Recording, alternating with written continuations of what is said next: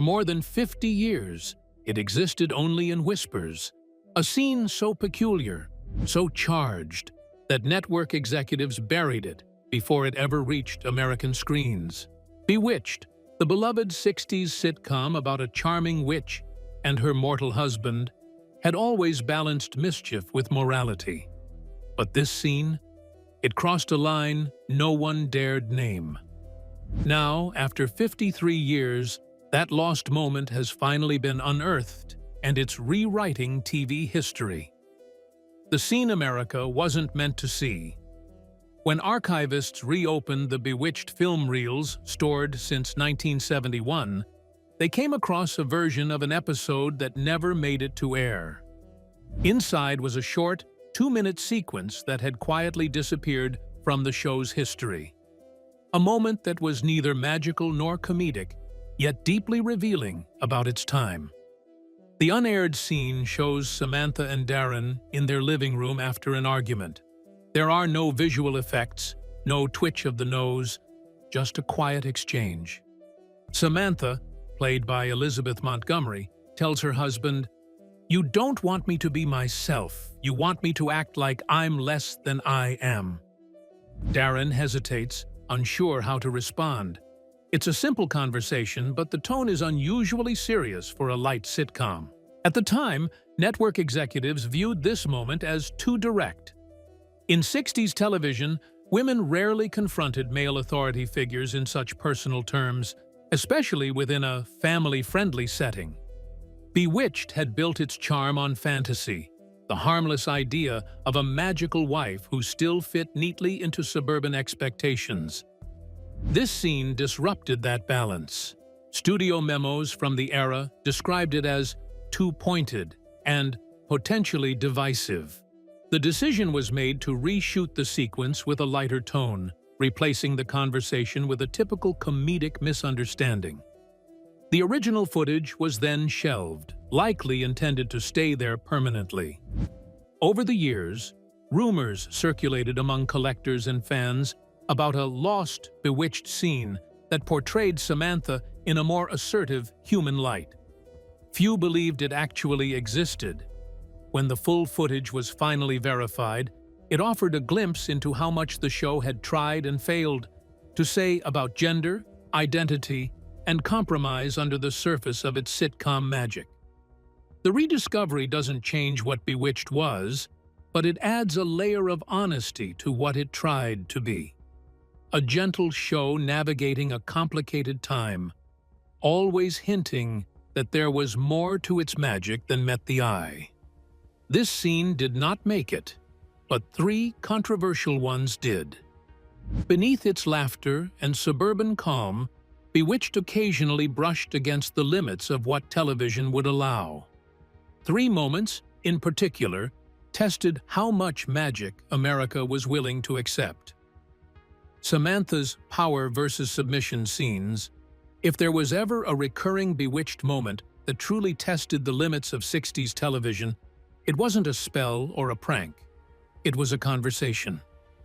Time and again, viewers saw Samantha Stevens, a capable and confident witch, being asked by her mortal husband Darren to stop using her powers. What seemed like a simple comedic setup gradually became one of the show's most quietly controversial themes. In early episodes like A is for Aardvark, 1965, the contrast between Samantha's effortless magic and Darren's discomfort took center stage. When Darren briefly experiences life with magical privileges, doors opening by themselves, chores completed in seconds, he begins to enjoy it. But once he realizes how dependent he's become, he tells Samantha he'd rather live without magic. She agrees, smiling tenderly, and the audience laughs. At the surface, it's a light domestic comedy moment. Yet, even at the time, some viewers felt uneasy about the message underneath. Samantha's powers represented more than fantasy. They were a metaphor for ability, freedom, and self-expression. By asking her to suppress them, Darren was doing what many husbands of that era were socially expected to do: set limits on how much independence a wife could have. The line that many remember, "I want to live our life, not some magic life," Darren insists, captures that era's subtle discomfort with women's autonomy. Samantha's patient response, "If that's what you want," became both a gesture of love and an act of resignation. Critics who revisited Bewitched decades later often pointed to this dynamic as an unintentional reflection of 60s gender politics. In a time when women were beginning to challenge traditional roles, Bewitched presented a wife whose greatest strength had to be hidden to preserve domestic harmony. The scene's tension, though never framed as political, hinted at a quiet truth. Empowerment was acceptable, as long as it stayed invisible. Elizabeth Montgomery herself seemed aware of this undercurrent. In interviews, she often emphasized Samantha's intelligence and self-control, traits that made her more than just a magical housewife. But within the show's constraints, the message was softened with humor and affection, never crossing the line into open confrontation. For that reason, scenes like this remain among the most discussed in the show's history. They weren't banned or censored, they were simply ahead of their time. Beneath the laughter and the jingling spell sound effects, Bewitched managed to capture one of the quietest, most universal conflicts of its age: what it meant for a woman to have power and be loved in spite of it. Sisters at Heart. When Bewitched aired its holiday episode, Sisters at Heart, in December 1970, it was meant to be a celebration of friendship and equality. Instead, it became one of the show's most talked about and debated moments, a rare attempt by a mainstream sitcom to address racism directly during a turbulent time in American history. The episode tells the story of Tabitha, Samantha, and Darren's young daughter, and her best friend Lisa, a black classmate. When another child tells them they can't be real sisters because their skin is different, Tabitha innocently casts a spell that makes everyone in her school appear with polka dots of both colors, black and white, all over their faces. The visual gag was intended as a childlike metaphor. People are people, regardless of color. What made the episode unusual wasn't just its message, but its origin. Elizabeth Montgomery and producer William Asher invited a class of black high school students from Los Angeles' Jefferson High to help write the story as part of a community outreach project. The young writers wanted to address prejudice through humor and fantasy, the same tools Bewitched had always used. When the episode aired, reactions were mixed. Many praised its intention and sincerity. The episode even won a governor's award from the NAACP for promoting racial understanding, but others felt uncomfortable with its execution. Seeing white actors with darkened makeup, even in a symbolic, non-malicious context, raised questions about representation and sensitivity. The message was well-meaning, but the imagery reflected a limited awareness of how racial themes should be portrayed on screen. In hindsight, Sisters at Heart stands as both a milestone and a mirror. It showed that a popular series could attempt to tackle social issues within a fantasy framework, but it also revealed how cautious television still was about confronting racism directly. The show handled the subject through spells and metaphors rather than through open dialogue, a reminder of how even well-intentioned media of the era had to soften the truth to make it palatable. Still, the episode's heart was unmistakable. Elizabeth Montgomery's closing narration, wishing for a world where we are all sisters and brothers, captured the sincerity that made Bewitched more than escapism. It was a moment of television trying, however imperfectly, to grow alongside its audience. More than 50 years later, Sisters at Heart remains one of the most studied episodes in the show's history. It's remembered not for flawless execution, but for its willingness to try, a reflection of both the promise and the limits of progressive storytelling in a decade learning how to talk about race. The era of bewitchment. When Bewitched premiered in 1964, the United States was living through one of its most divided decades. The civil rights movement was in full force. The women's liberation movement was gaining momentum. And television, the country's new cultural mirror, was still pretending that the world outside its screens wasn't changing at all. Most shows at the time stuck to safe formulas: smiling housewives, well-meaning husbands, tidy homes. Bewitched fit that mold at first glance, but underneath its cheerful theme music and suburban setting, it quietly reflected the anxieties of a society caught between tradition and transformation. Samantha Stevens, the charming witch who marries a mortal man and promises to live normally, embodied this cultural tension. On one hand, she was the perfect 60s wife, graceful, polite, always ready to smooth over chaos. On the other, she possessed power her husband couldn't control or even fully understand. Every time Darren told her not to use her magic, the show brushed against the edges of a much bigger conversation: what women were allowed to do and who decided it. Television executives were careful to frame Bewitched as harmless fantasy, but audiences, especially women, saw more in it.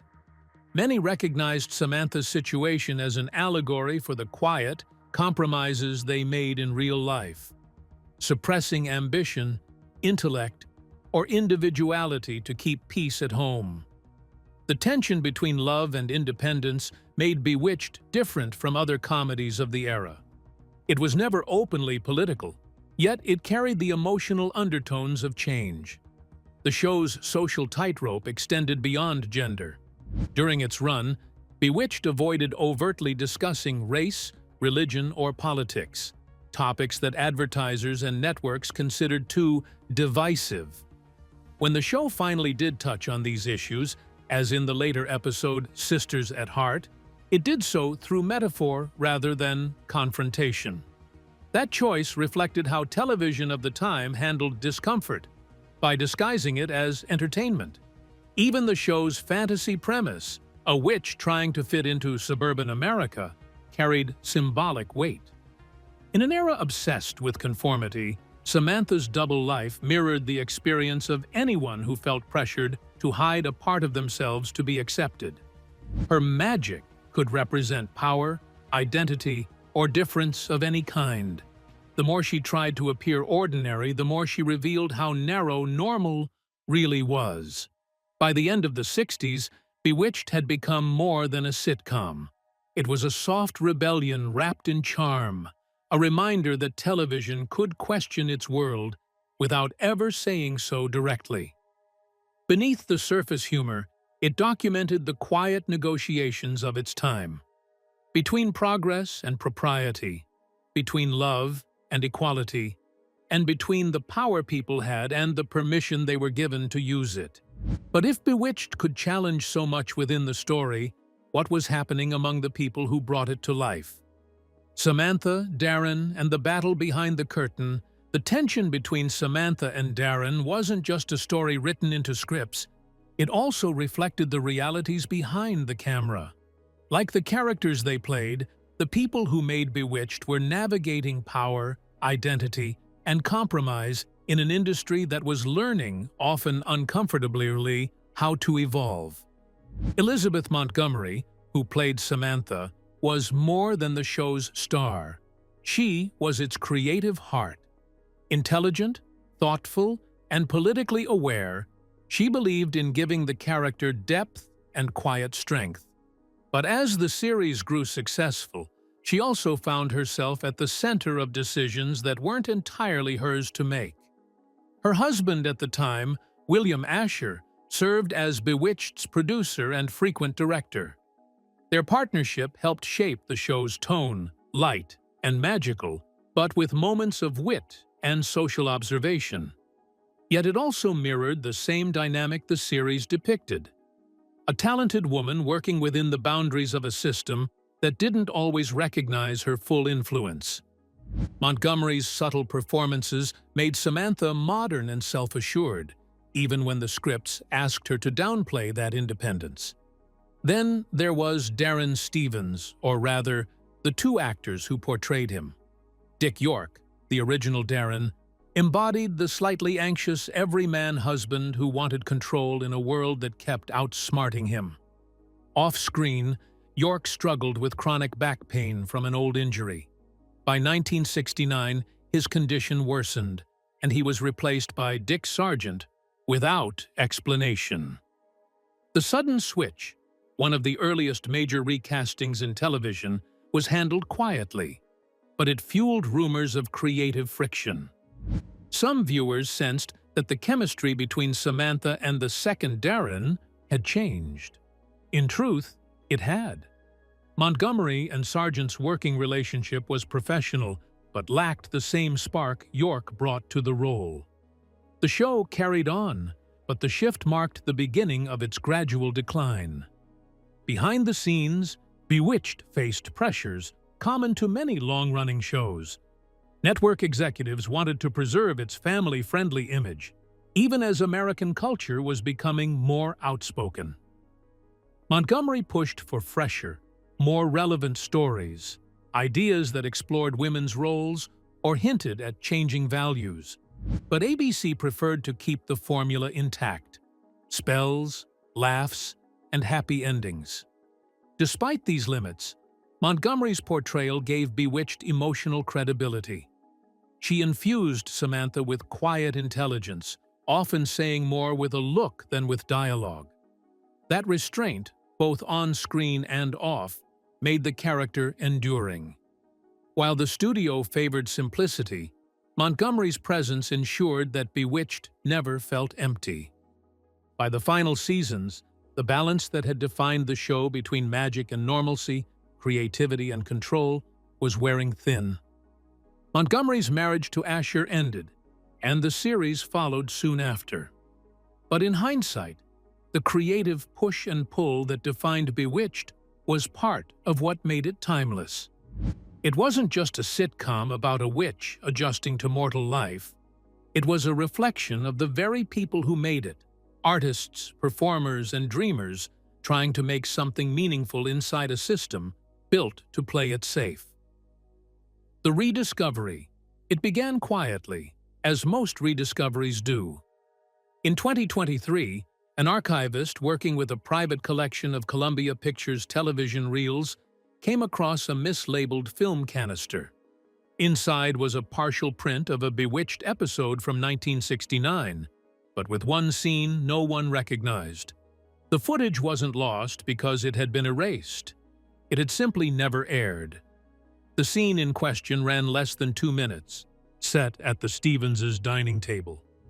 It was an ordinary domestic moment until Samantha's mother, Endora, delivers a single line that changes the tone entirely.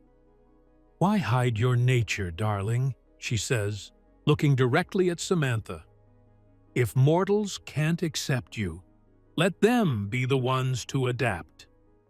It was subtle, but unmistakable. The line directly challenged the show's central premise, that Samantha must suppress her true self to fit into her husband's world. On television in 1969, that message would have sounded almost rebellious. BC's censors apparently agreed. The scene was trimmed before the episode aired, and the uncut version was quietly archived. For decades, that edit went unnoticed. When the restored print resurfaced online, uploaded by a media preservation group and confirmed by television historians, fans were stunned. It wasn't scandalous in the modern sense. It was simply more honest than audiences had ever been allowed to see. In those few extra seconds, Bewitched's subtext became text. Critics quickly drew connections between that rediscovered exchange and the broader themes of identity, conformity, and quiet rebellion that ran through the series. Samantha's magic had always been a metaphor for difference, for female power, for individuality that didn't fit the mold. But hearing Endora articulate it so plainly gave the show a sharper edge than anyone remembered. Elizabeth Montgomery's performance in that moment, calm, conflicted, and quietly resolute, now feels ahead of its time. It suggests that she understood exactly what her character represented, even when the network didn't want to say it aloud. When the restored clip spread across social media, younger audiences discovered Bewitched all over again. For them, it wasn't just nostalgic TV, it was a time capsule of how women's autonomy and identity were negotiated, one laugh track at a time. The resurfaced scene bridged generations, the one that first watched it in black and white, and the one that could finally see what had been hidden in plain sight. In hindsight, the infamous scene wasn't infamous at all. It was simply honest, and honesty, in 1969, was the one kind of magic that couldn't make it past the network censors.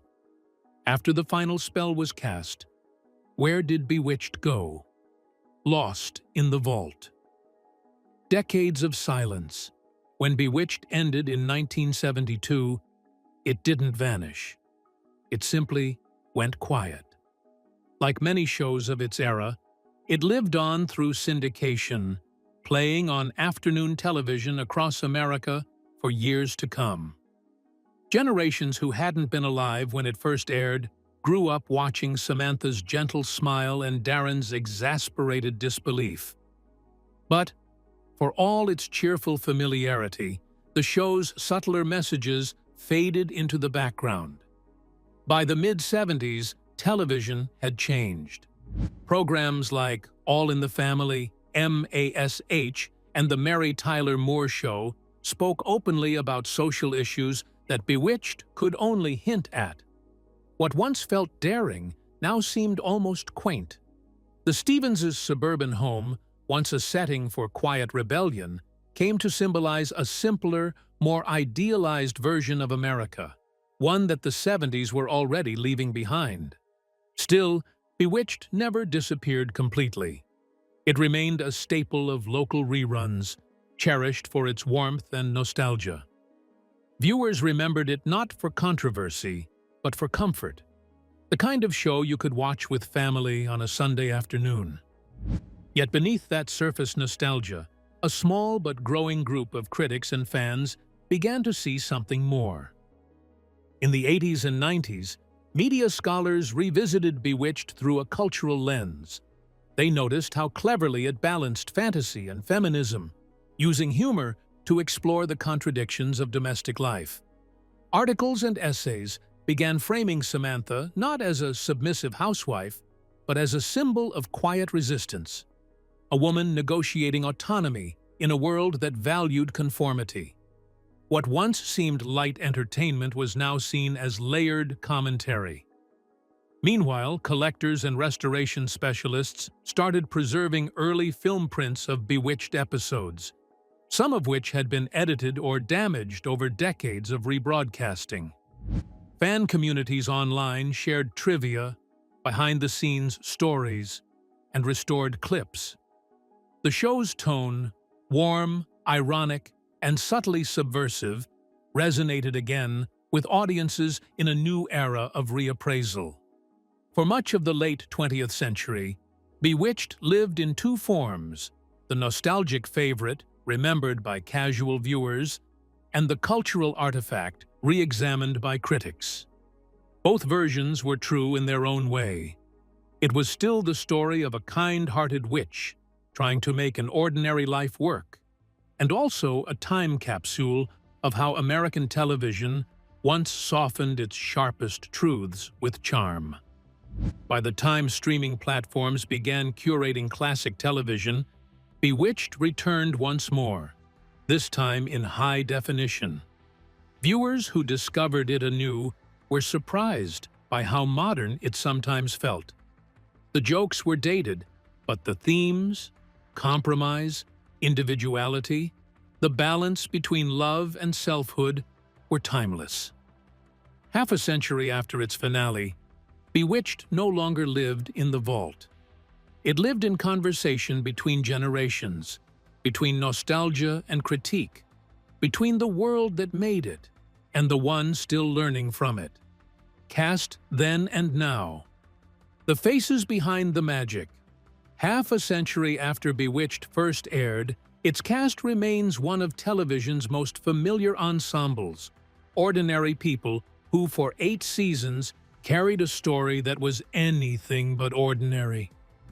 Their performances defined a generation of TV magic, but their lives beyond the show reveal even more. The challenges of fame, the typecasting that followed, and the quiet resilience of actors who built careers on kindness, humor, and charm. At the heart of Bewitched was Elizabeth Montgomery, who played Samantha Stevens with grace, wit, and a self-assured warmth that made her instantly beloved.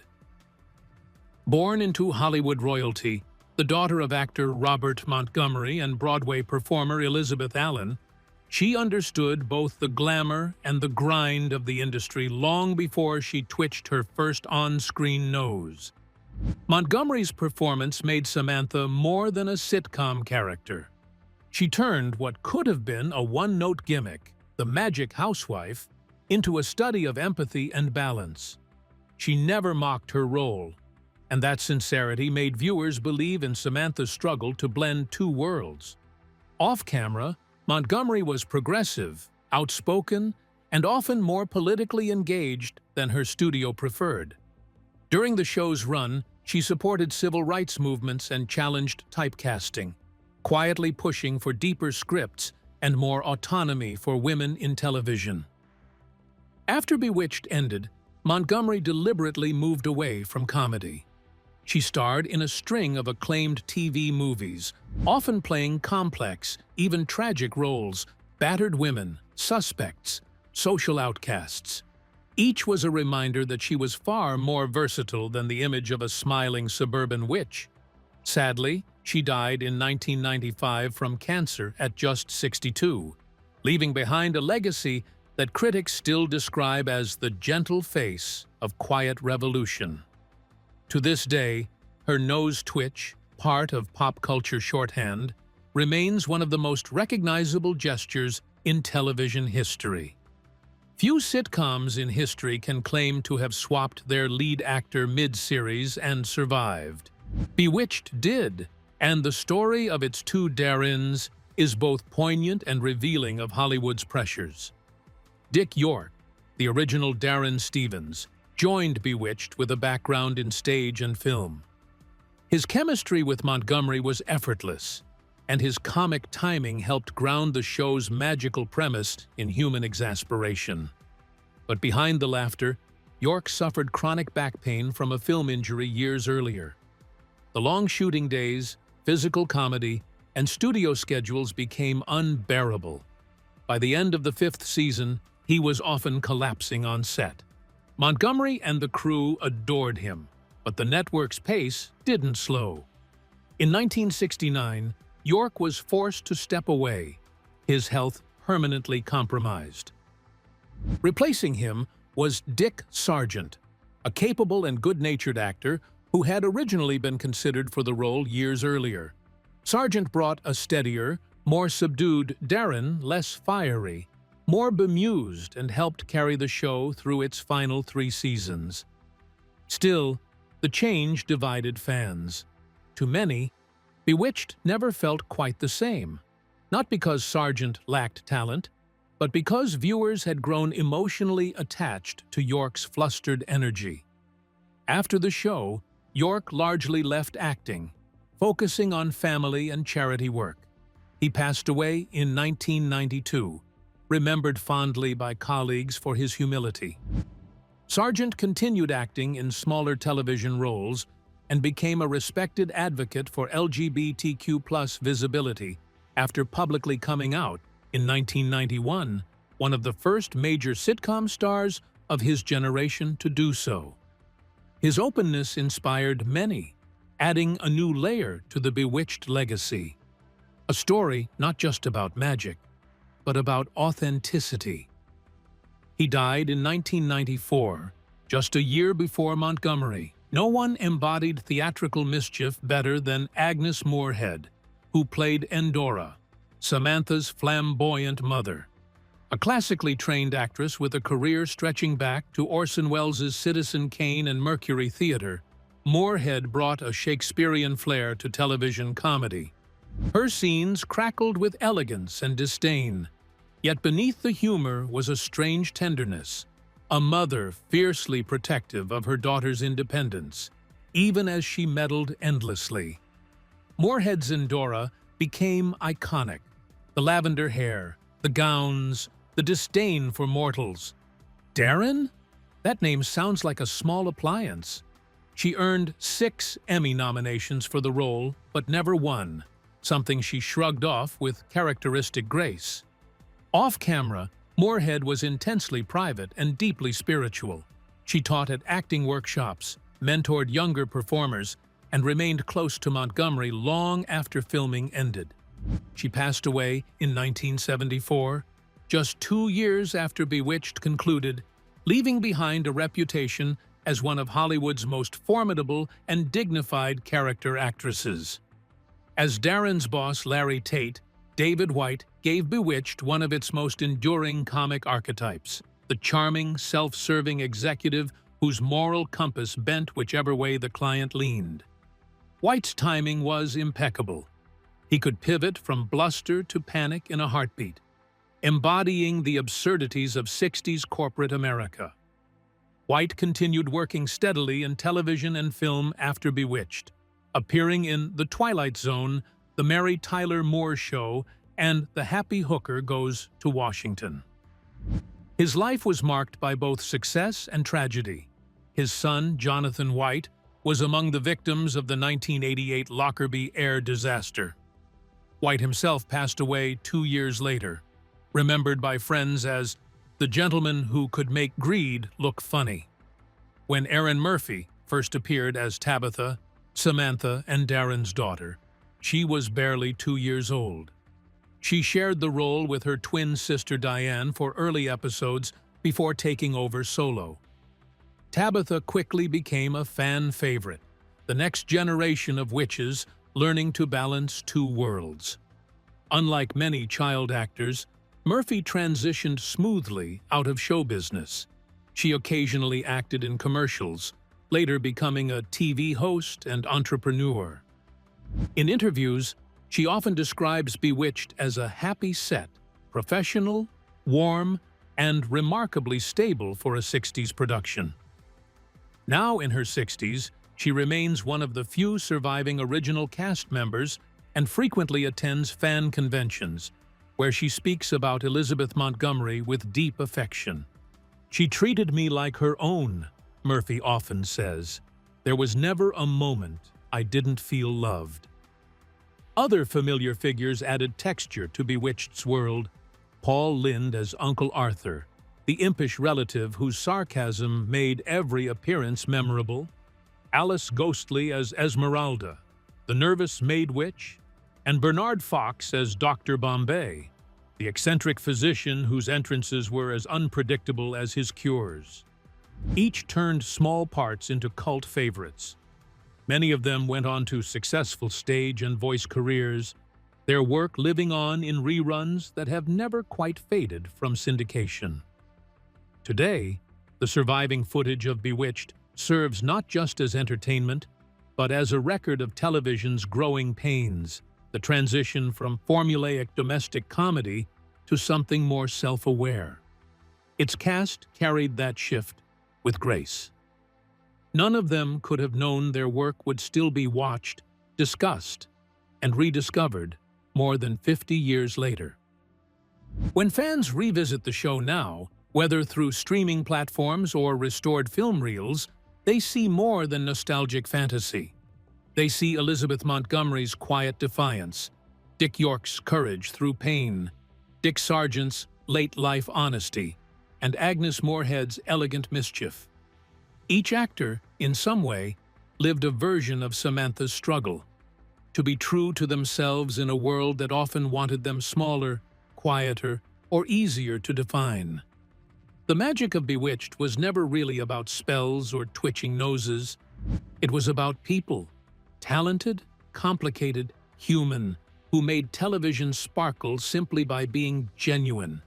And even now, when the credits roll and the music fades, their legacy still hums in the air, as if the spell they cast has never quite been broken.